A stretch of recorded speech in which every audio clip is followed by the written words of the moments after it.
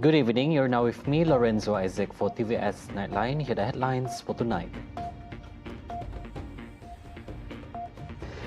A new UN report reveals a staggering death toll in Gaza, over 1,700 Palestinians killed while simply seeking aid.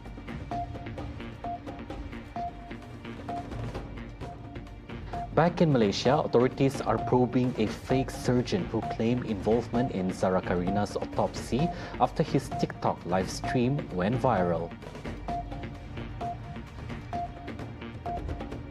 Sarawak Premier Abang Johari urges RISAP to embrace digital transformation, calling on Muslims to harness technology and AI for the benefit of the Ummah.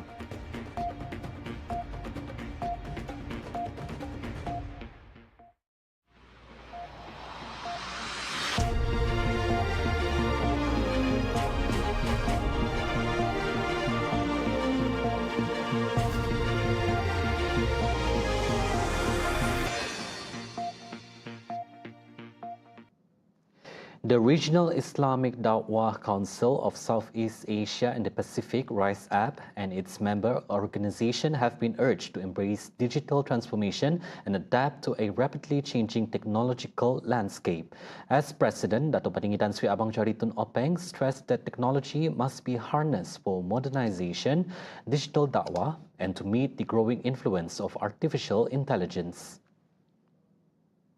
Speaking at the RISAP International Youth Leadership Training 2025 at the Sabah International Convention Centre, Abang Johari, who is also Sarawak's Premier, emphasised that Muslims must equip themselves with the tools, literacy and mindset to use technology for the benefit of the Ummah. The future will be determined by the young, innovative leaders of today.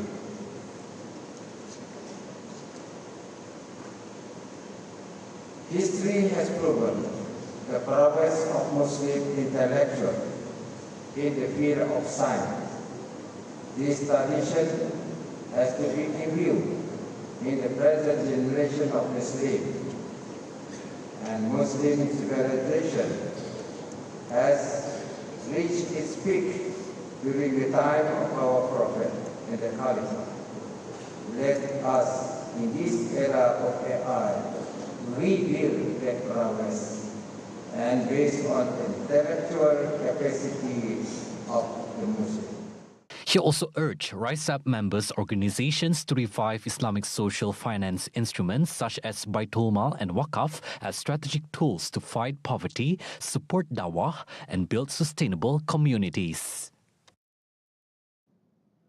In the same development, RISAP continues to play a crucial role in strengthening religious outreach across the region, ensuring that the voices of Muslim minority communities are heard and respected globally.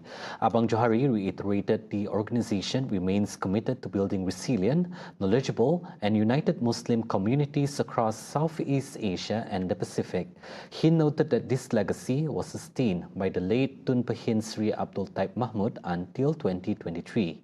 He placed a strong emphasis on developing Islamic leadership in Muslim minority nations, helping communities gain greater confidence in managing their affairs. Saya amat berkongsi minat menunggu dalam mengalahkan pemimpin organisasi Islam, khususnya di negara minoriti Muslim, untuk membina keyakinan diri dalam menguruskan organisasi masing-masing. Sebagai Presiden RISAP sekarang, insyaAllah, saya akan meneruskan amanah dan penghormatan untuk mengekalkan legasi kepimpinan dunia. Legasi yang dibina atas asas iman, keterangkuman dan pembangunan dunia yang berpaksikan mata.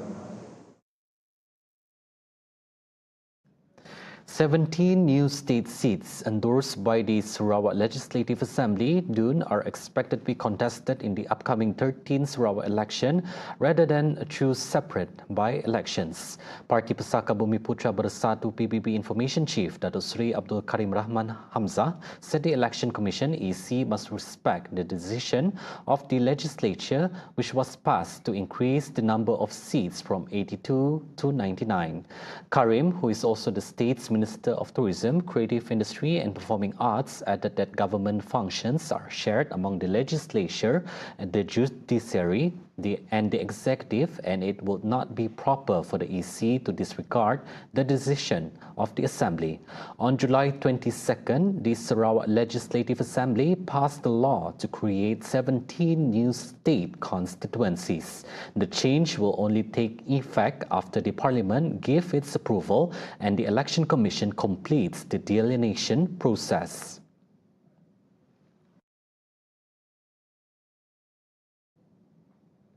Meanwhile, the allocation of the 17 new state seats will be decided collectively by Gabungan Parti Sarawak or GPS top leaders and not solely by PBB.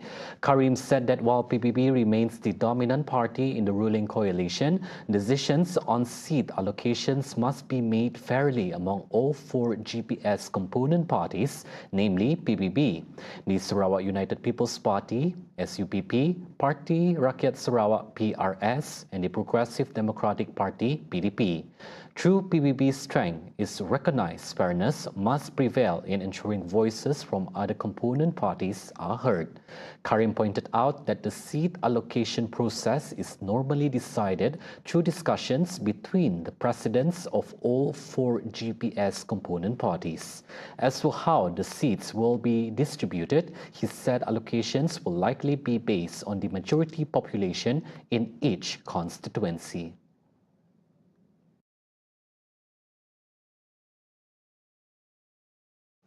A declaration of understanding has been signed between Sarawak state-owned oil company Petros and national oil giant Petronas. Even so, commercial negotiations are underway. Deputy Prime Minister Datuk Seri Fadilah Yusof said the declaration main purpose is to align federal and state laws. Deklarasi memang dah dibuat, yang mana di antara Perdana Menteri dengan Premier dah jelas berhubung kait dengan deklarasi untuk persekutuan dan negeri mengiktiraf undang-undang persekutuan dan undang-undang negeri mesti berjalan seiring. Persekutuan tidak boleh menidakkan undang-undang Sarawak, begitu juga Sarawak tidak boleh menidakkan persekutuan. Jadi itu sudah pun menjadi persetujuan dalam deklarasi tersebut. Sekarang ini apa yang kita nak galakkan ialah di antara perundingan secara pentadbiran dan komersial di antara Petronas dengan Petros. Asked about the timeline for the talks to be finalized, Fadilah said no deadline has been set, but hope it could be resolved quickly. Among the things to be discussed include incoming investments and operations for both offshore and onshore. The Malaysian Communications and Multimedia Commission, MCMC, working closely with the police to track down an individual who claimed to be a surgeon involved in the autopsy of ZARA Kairina Mahathir. Communications Minister Datuk Fahmi Fadzil said the claim was made during a recent live stream on TikTok.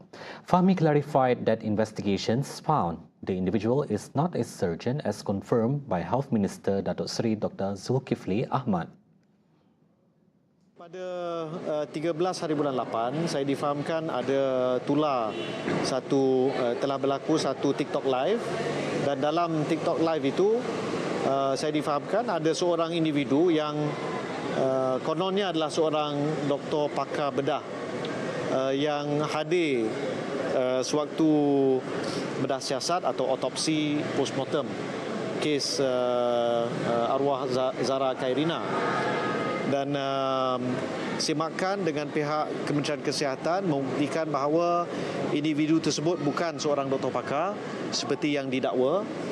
Malangnya kandungan ucapan beliau dalam sesi TikTok live itu telah tular seolah-olah pelbagai perkara yang beliau ungkapkan itu benar-benar berlaku. He urged the public to verify information before sharing, warning that the spread of false news can result in fines of up to 500,000 ringgit. The Ministry of Women, Family and Community Development revealed today that a total of 1,443, that is the number of child-related cases recorded across Sarawak in 2024. Its Minister, Datuk Seri Nancy Shukri, cited figures from the state's Social Welfare Department and stressed that the data showed real-life challenges faced by children exposed to social risks and protection issues. Berdasarkan data yang dikemukakan oleh Jabatan Kebajikan Masyarakat Sarawak bagi tahun 2024, sebanyak 1,443 kes berkaitan kanak-kanak telah direkodkan di seluruh negeri Sarawak. Out of this total, 574 cases involve children requiring care and protection under Section 17 of the Child Act, 364 cases involve out-of-wedlock pregnancies, 306 cases involve children engaged in criminal activities, 56 cases of uncontrollable behavior, and 36 cases required immediate protection. Nancy emphasized that behind each figure is a child who needs care and attention, stressing that protection and support for these children is an investment for the future community. She also highlighted the role of peer guidance clubs or PRS as early detectors of abuse, neglect, bullying or emotional distress among students.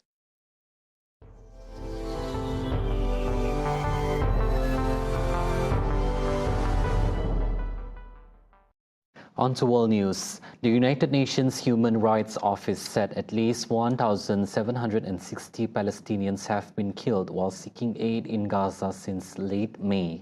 This is a sharp rise from the figure reported earlier this month. Nearly 1,000 were killed near humanitarian distribution sites and more than 700 along supply routes, mostly by Israeli military fire. Gaza Civil Defense Agency reported another 38 deaths on Friday, including 12 people waiting for aid. Israel's military insists its operation target Hamas, saying troops are taking precautions to reduce civilian harm.